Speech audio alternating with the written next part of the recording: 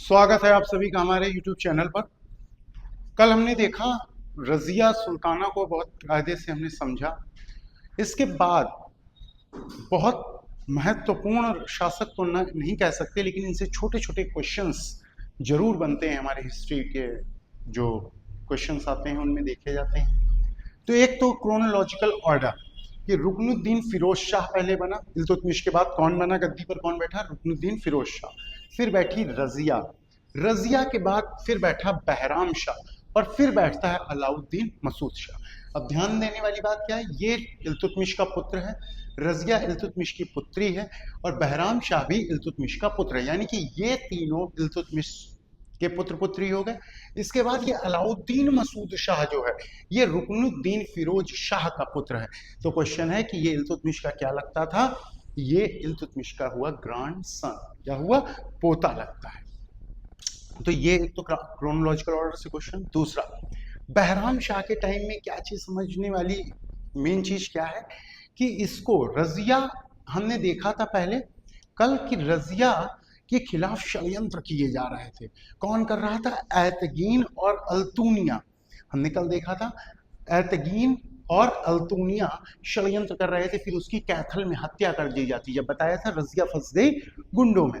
उसके आगे बढ़ते हैं, जो षड्यंत्र के दौरान अल्तूनिया से विवाह कर लेती है रजिया, और अल्तूनिया को अपनी तरफ मिला लेती है, लेकिन ऐतगीन लगा रहता है षड्यंत्र करने में।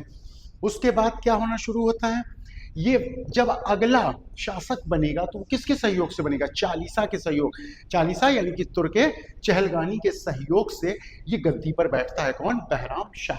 अब बहराम शाह जब जिसका मुख्य कृपा होगी, यानी कि हमें मालूम है ऐतगीन, तो ऐतगीन को बनाया जाता है नाइब। तो क्वेश्चन आता है नाइब क्या था?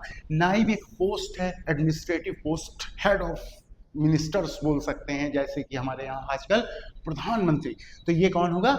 नाइब कहलाता था। तो ये क्वेश्चन हो सकता है, ये ध्यान रखने वाली बात हो गई। इसके बाद आता है अलाउद्दीन मसूद शाह, यानी कि रुकनुद्दीन फिरोज शाह का लड़का बैठता है गद्दी पर। महज 4 साल ये भी बैठता है। अब यहाँ पर एक बहुत इंपॉर्टेंट कैरेक्टर एंट्री पा रहा है, जिसका नाम है बलबन, जो आगे चल करके अभी क्या बन जाएगा? शासक बनेगा। तो बलबन का चालीसा में क्या होता है? प्रवेश, यानी कि एंट्री ऑफ बलबन। और जब बलबन का एंट्री हुआ, फिर उसके बाद धीरे धीरे बलबन ने अपना भरोसा जमाया और इसको आमिर ए हाजिब बनाया गया। आमिर ए हाजिब। नेक्स्ट क्वेश्चन क्या आ गया? आमिर ए हाजिब क्या होता था? तो जब दरबार लगता था तो दरबार में डेकोरम मेंटेन करने वाला, यानी कि दरबारी शिष्टाचार को मेंटेन करने का काम किसका होता था? आमिर ए हाजिब। यानी कि पूरे दरबार में सभी लोग कायदे से उठना बैठना, नियम कायदे कानून, कैसे उठेंगे, कैसे बोलेंगे, हंसना है नहीं हंसना है, कब क्या करना है, ये सारी चीजें मेंटेन करने का काम मिल जाता है किसको? बलबन को। तो अलाउद्दीन मसूद शाह में भी बहुत ज्यादा कुछ हमको नहीं, लेकिन ये छोटे छोटे क्वेश्चंस को देखना है। इसके बाद आता है अगला शासक नासिरुद्दीन महमूद। नासिरुद्दीन महमूद किस पूछा जाता है किसकी कृपा से या किसकी सहायता से गद्दी पे बैठा था? तो नासिरुद्दीन महमूद बनता है बलबन की सहायता से, यानी कि चालीसा का सहयोग रहेगा, लेकिन बलबन का मुख्य रोल नजर आएगा। तो एक और क्वेश्चन पूछा जाता है, वस्तुतः किसका शासन चल रहा था? यानी कि रियल में ये नाम मात्र का शासक था, असली में शासन कौन करना स्टार्ट कर चुका था? बलबन करना। बहुत ही कॉन्सेप्ट वाले क्वेश्चंस बनते हैं, तो उनको हमें ध्यान देना है। जब तक हम पूरे ओवरऑल चीज को नहीं पढ़ेंगे कि ये शासक नहीं इंपॉर्टेंट, इससे क्वेश्चन नहीं होता, तो हम सभी क्वेश्चंस नहीं निकाल पाएंगे। तो बहुत ध्यान समझते रहें। नासिरुद्दीन महमूद कौन है? इल्तुतमिश का पौत्र, ग्रैंड सन है। बलबन के साथ षड्यंत्र करके राजा बना। अब बलबन जब इसकी सहायता कर रहा है, तो ये बलबन को कोई मेन मुख्य उपाधि देगा, मुख्य पोस्ट प्रदान करेगा, वही होता है। बलबन को उलूग खां की उपाधि देता है। उलूग खां की उपाधि बलबन को किसने प्रदान की? नासिरुद्दीन महमूद शाह ने, इस महमूद ने। उसके बाद पूछेगा कि उलूग खां किसको कहा जाता था, निम्न में से कौन सी उपाधि बलबन की थी? सारे क्वेश्चन इस तरीके से ही निकलेंगे। इसके बाद अब बलबन को इंपॉर्टेंट पोस्ट भी मिलेगा, वो कौन क्या बनाया गया? नाइब बनाया गया। इसके बाद जब हम अगला सेक्शन में जाएंगे, तो उसमें हमको पता चलेगा नासिरुद्दीन महमूद के बाद बलवान राजा बनेगा, यानी कि नाइब बन चुका है। अब इसके बाद अगला स्टेप क्या होगा, ये राजा बन करके उभरेगा, कौन, बलवान। तो अब अभी हमको एक, इनके यहाँ पे किताबें कुछ लिखी जाती हैं और हमेशा क्वेश्चन उन्हीं किताबों से क्यों होता है, इस चीज को समझते हैं, क्योंकि इनका एक अर्थ है, इनका एक कॉन्सेप्ट समझ में आता है।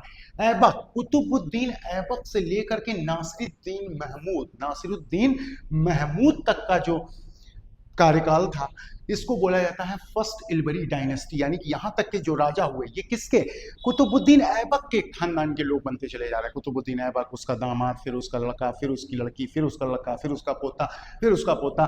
तो ये किसका, एक ही वंश के लोग हैं, तो इनको बोला जा रहा है फर्स्ट इल्बरी डायनेस्टी। और इसका पूरी फर्स्ट इल्बरी डायनेस्टी का जिक्र हमको कहां पर मिलता है, मिनहाजुद्दीन सिराज की एक बुक है तबकाते नासरी। तो तबकाते नासरी में कहाँ के वर्णन मिलेगा, तबकाते नासरी में हमको पूरे फर्स्ट इल्बरी डायनेस्टी का वर्णन मिलेगा। अगर इसको फर्स्ट इल्बरी डायनेस्टी बोलते हैं तो सेकंड इल्बरी डायनेस्टी कौन है, सेकंड इल्बरी डायनेस्टी आएगी नासिरुद्दीन महमूद के बाद बैठेगा कौन, बलबन। बलबन अलग खून हो जाएगा, अलग व्यक्ति, एक अलग दास फिर से सुल्तान बनेगा। तो वो बलबन की कहानी में हम उसको समझेंगे, लेकिन यहां पर हमें समझना क्या है कि ये फर्स्ट इल्बरी डायनेस्टी, और बुक कौन सी, तबकाते नासरी।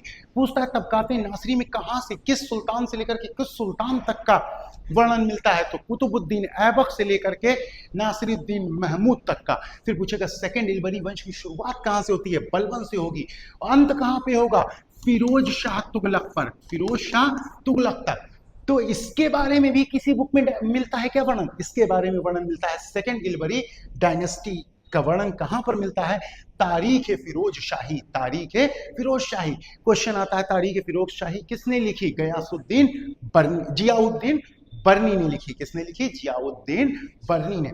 तो ये कॉन्सेप्ट्स को समझना बहुत जरूरी है कि कौन सी किताबों से क्वेश्चन, कहा बच्चे सोचते हैं कि सारी किताबें रट डालते हैं, लेकिन सबसे ज्यादा मोस्ट एक्सपेक्टेड क्वेश्चंस कहां से होते हैं, उन किताबों से जिनका कुछ महत्व तो नजर आता है, जिन और उसके कॉन्सेप्ट को समझना बहुत जरूरी है। तो कैसे भी घुमा के क्वेश्चन पूछे, अगर अब आपसे पूछ दे इल्बरी वंश कहां से कहां तक था, तो इल्बरी वंश में दोनों शामिल हैं, ऐबक से नसरुद्दीन महमूद तक और बलबन से लेकर के क्यूमर्स तक। तो दोनों मिलाए तो ऐबक से स्टार्ट हुआ और क्यूमर्स तक चला जाता है, और उसके बाद फिर अगली डायनेस्टी दिखाई देगी। लेकिन फर्स्ट इल्बरी और सेकेंड इल्बरी में हम अब अंतर कर सकते हैं, कहां से कहां तक थी, वर्णन किस किताब में मिलता है, सेकंड का वर्णन कहां से कहां तक मिलता है। ये सारे ही क्वेश्चंस को हम सॉल्व कर पाएंगे जब हम एक साथ इसको पढ़ेंगे। मेरी एक आप लोगों को राय है कि जितने भी वीडियो चल रहे हैं ये क्रम से आ रहे हैं, तो अगर आप आज ही जुड़े हैं, आज ही देखा है, तो पिछले वीडियोस में जाएं और मिडिवल हिस्ट्री को शुरुआत से देखें, क्योंकि एक ओवरऑल जब आपके दिमाग में पिक्चर क्लियर होती है, कॉन्सेप्ट क्लियर होते हैं, तो आप सभी क्वेश्चंस लगा पाएंगे। वरना रट करके आप कुछ क्वेश्चंस लगा सकते हैं, रट करके सारे क्वेश्चंस नहीं लगाए जा सकते, क्योंकि पेपर सेट करने वाला किसी भी जगह से घुमा सकता है, और हम घूम ना पाए इसके लिए जरूरी है कॉन्सेप्ट के साथ चलना। तो इसलिए मेरा निवेदन है, राय है कि आप क्या करें, पीछे से एक साथ लेकर के चलें। बहुत से हिस्ट्री के टीचर्स आपको ये बताएंगे सीधे पढ़ाया कुतुबुद्दीन ऐबक, इल्तुतमिश, रजिया और फिर सीधे बलबन, लेकिन इन लोगों को बीच में छोड़ देते हैं। तो छोड़ना नहीं है, क्योंकि बहुत सारे ऐसे कॉन्सेप्ट छूट सकते हैं। अगर आपको हमारे वीडियो अच्छे लग रहे हैं तो आप हमारे चैनल को सब्सक्राइब करें, लाइक करें, कमेंट करें और शेयर करें।